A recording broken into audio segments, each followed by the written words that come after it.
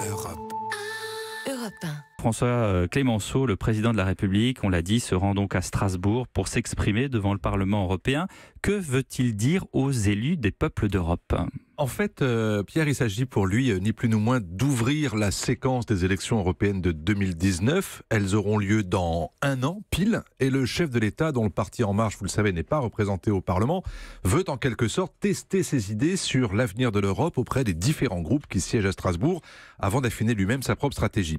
Veut-il rallier le Parti populaire européen, qui englobe une bonne partie des mouvements de la droite, et d'abord la CDU de sa principale alliée, la chancelière Merkel ?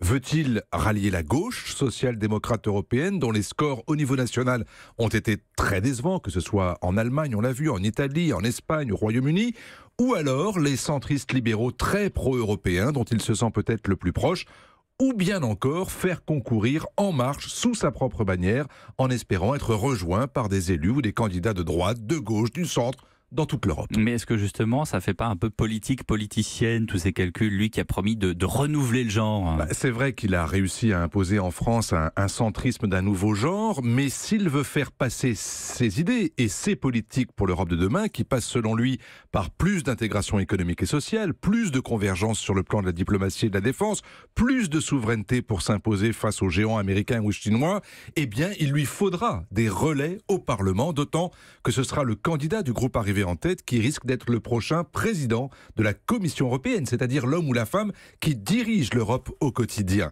Et pour Emmanuel Macron, qui ne se retrouve pas dans le PPE, qui accueille aussi le populiste hongrois Viktor Orban, pas vraiment non plus dans la gauche social-démocrate de Jeremy Corbyn ou des socialistes d'Europe orientale, eh bien, il n'y a pas le droit à l'erreur. Il va falloir qu'il puisse choisir la bonne stratégie pour faire que sa voix porte au-delà du Conseil européen des chefs d'État. Mais c'est quoi cette stratégie ? Comment il peut s'y prendre d'une certaine manière pour, pardonnez-moi le jeu de mots, faire marcher derrière lui le reste de l'Europe ?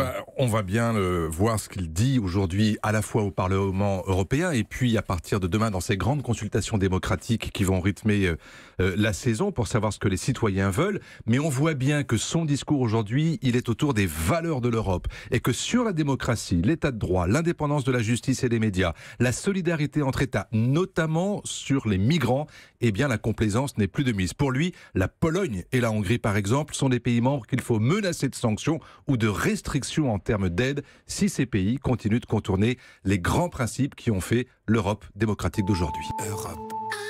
Europe 1.